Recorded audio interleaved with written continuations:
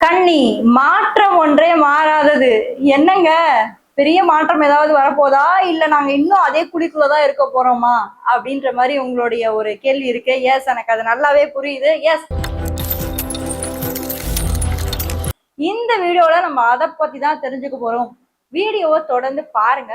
அது மட்டும் இல்லாம நம்மளுடைய சேனலை இன்னும் நீங்க சப்ஸ்கிரைப் பண்ணாமலே பார்த்துட்டு இருந்தீங்க அப்படின்னா மறக்காம சேனலை சப்ஸ்கிரைப் பண்ணி உங்களுடைய ஆதரவை எங்களுக்கு கொடுங்க. ஏன்னா உங்களுடைய ஒவ்வொரு ஆதரவும் எங்களுக்கு தேவைங்க. இப்ப நீங்க கொடுக்குற அந்த சப்போர்ட்டும் அந்த ஆதரவும் எங்களுடைய சேனலோட growthக்கு வந்து மிகப்பெரிய ஒரு பயனுள்ள ஒரு விஷயமா இருக்கும்.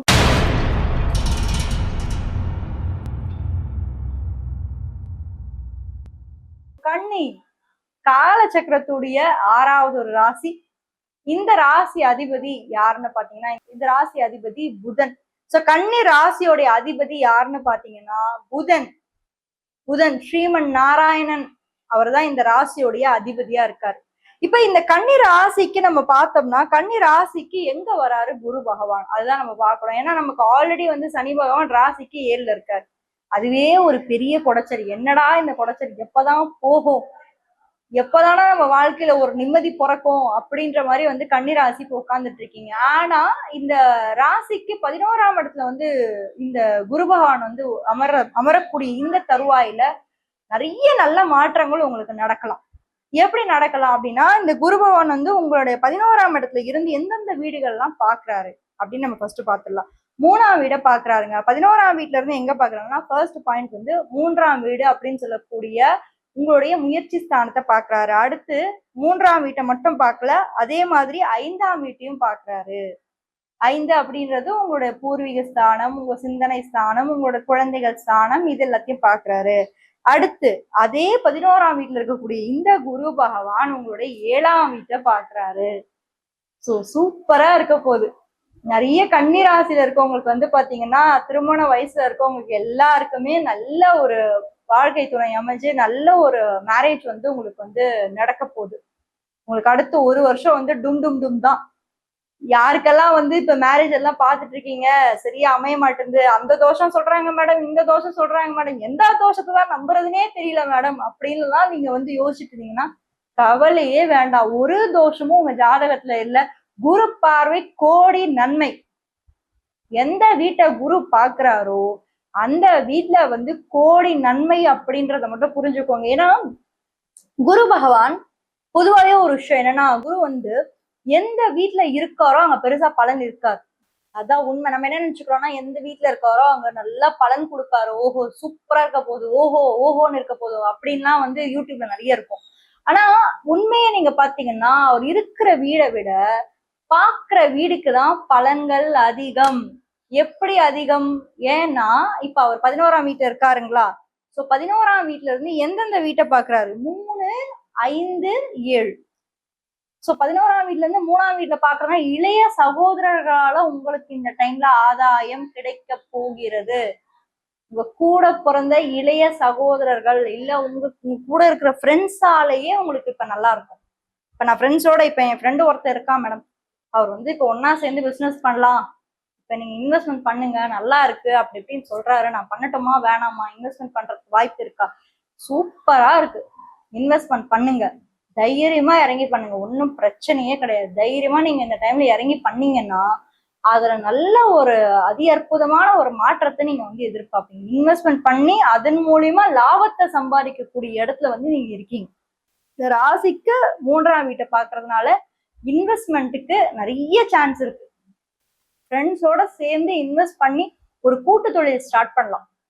ஏன்னா ஆல்ரெடி நம்மளுக்கு சனி 7ல இருக்கு இல்லையா, சோ ஓரளவுக்கு வந்து கன்னிராசிக்கு அந்த பக்குவம் எல்லாம் கொடுத்துருப்பாரு. சனி ரிலேஷன்ஷிப்ல கொடுத்தாரு, கடந்த ஒரு 1.5 வருஷமா கொடுத்தாரு. உங்களுக்கு மெச்சூரிட்டி கொடுத்துருப்பாரு, ரெஸ்பான்சிபிலிட்டி கொடுத்துருப்பாரு.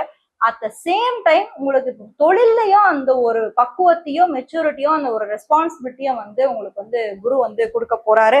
அடுத்து குரு பகவான் அதே 11ஆம் வீட்டுல இருந்து உங்களுடைய 5ஆம் வீட்டை பாக்குறாரு. இப்ப 5ஆம் வீடு அகைன் இன்வெஸ்ட்மெண்ட் தான். எப்படி வந்து உங்களுக்கு 11ஆம் வீடு நான் வந்து இன்வெஸ்ட்மெண்ட்னு சொல்றேனோ அதே மாதிரி உங்களுக்கு 5ஆம் வீடு அப்படின்றது உங்களுடைய இன்வெஸ்ட்மெண்ட். இப்போ வந்து எப்படி சொல்லலாம்னா நான் ஒரு கோர்ஸ் படிக்கணும்னு நினைக்கிறேங்க. அது எப்படின்னா நான் வந்து ஒரு டெய்லரிங் இது இருக்கு, அது ரிலேட்டடா நான் படிக்கணும்னு நினைக்கிறேன். இல்லை நான் ஆன்லைன்லேயே வந்து டெய்லரிங் கிளாஸஸ்லாம் இருக்குங்க, அதெல்லாம் நான் படிச்சு நான் கத்துக்கணும்னு நினைக்கிறேன். பெண்களா இருந்தா இந்த மாதிரி ஆண்களா இருந்தா உங்க ஒர்க் ரிலேட்டடா ஏதாவது இப்ப நீங்க ஐடி செக்டர்லாம் இருக்கீங்கன்னா அதை ரிலேட்டடா நீங்க அப்கிரேடடா என்னென்ன பண்ணலாம். இந்த டைம் பீரியட் வந்து உங்களுக்கு லேர்னிங்கான டைம் பீரியட். 11ஆம் பாவம் என்பது லாபஸ்தானம், ஆசைகள் நிறைவேறக்கூடிய இடமும் அதுதான். ஆனா இந்த இடத்துல ஒரு 5ஆம் வீட்டை பாக்குறதுனால லேர்னிங், அதாவது நிறைய விஷயம் கத்துக்க போறீங்க. கத்துக்கோங்க, அதுக்காக டைம் கொடுங்க, உங்க வளர்ச்சிக்கு வந்து அது நல்லா இருக்கும். ஏன்னா 11th house இஸ் அல்டிமேட். அதோட கோல் என்னன்னா growth, வளர்ச்சி. அந்த வளர்ச்சியை நோக்கி தான் இப்ப நம்ம எங்கேயுமே இப்ப ஒரு கம்பெனிலே வேலை பார்க்குறீங்க, அந்த கம்பெனில growth இல்லைன்னா நீங்க எப்படி இருப்பீங்க? உங்களை வந்து ஒரு 2 வருஷம் 3 வருஷம் அப்படியே போட்டுறாங்க, எந்த இதுவுமே உங்களுக்கு growth கொடுக்கல, ஹைக்கு கொடுக்கல, எந்த ஒரு உங்களுக்கான அந்த ஒரு அப்ரிசியேஷனே இல்லைன்னா என்னங்க, வேஸ்ட் இல்லைங்களா? அந்த ஒரு அப்ரிசியேஷனை கொடுக்கக்கூடிய இடம் தான் இந்த 11ஆம் வீடு. அந்த வீட்டுலதான் குரு வந்து உட்கார்ந்து உங்க 5ஆம் வீட்டை வந்து பாக்குறாரு. ஸோ அப்ரிசியேஷன், ஒரு growth உங்க வாழ்க்கையில ஏதோ ஒரு growth. இப்ப நீங்க ஸ்டூடெண்ட்ஸா இருக்கீங்க, படிச்சுட்டு இருக்கீங்கன்னா உங்களுடைய படிப்புல ஏதாவது ஒரு growth இருக்கும். ஞாபக மறதியா இருக்குமா, எனக்கு டக்குன்னு வந்து நிக்க மாட்டேங்குது, மைண்ட்ல எதுவுமே ஏற மாட்டேங்குது, ஒரு மாதிரி அப்படியே சொல்யூஷனே எனக்கு கிடைக்க மாட்டேங்குது, இப்ப growth உங்களுக்கு நல்லா இருக்கு. அடுத்து அதே குரு பகவான் 7ஆம் வீட்டையும் பாக்குறாரு. அடடா சூப்பர், இதுதான் ஸ்டார்டிங்லேயே சொன்னேன். சூப்பரா மேரேஜ்க்கான பாசிபிலிட்டிஸ் எல்லாமே உங்களுக்கு வந்து இந்த வருஷம் வந்து ஃபுல்லாவே கிரியேட் ஆகுது. குரு பலம் இருக்கு. நிறைய வந்து இந்த வீடியோவை பாக்குற தாய்மார்களுக்கெல்லாம் நான் ஒண்ணுதான் சொல்லுவேன், குருபலம் இருக்கு. குருபலம் இல்லைன்னு யாராவது சொன்னா நம்பாதீங்க. குருபலம் இருக்கு. 100% மேரேஜ் வந்து 100% வந்து நடக்கும், எந்த மாற்றமும் இல்லை. இப்போ இந்த கன்னி ராசியை பொறுத்த வரைக்கும் மிக முக்கியமான ஒரு விஷயமா நம்ம என்ன பார்க்க போறோம்னா, இதுல இருக்கக்கூடிய அந்த 3 நட்சத்திரங்கள் உத்திரம், அஸ்தம், அதுக்கப்புறம் சித்திரை. இப்ப இந்த உத்திர நட்சத்திரத்துல பிறக்கிறவங்களுக்கு என்ன மாதிரி மாற்றத்தை கொடுக்கும்? இந்த உத்திரம் வந்து சூரியனோட ஒரு நட்சத்திரம் இல்லைங்களா? இப்ப இந்த சூரியன் இந்த நட்சத்திரத்துக்கு என்ன மாதிரி தாக்கத்தை கொடுப்பாரு நம்ம பார்த்தோம்னா, ரொம்ப அற்புதமான ஒரு தாக்கத்தை கொடுக்குறாரு. சூரியன் வந்து இந்த நட்சத்திரம், இந்த ராசியை பொறுத்த வரைக்கும் 12ஆம் இடத்தோட அதிபதி.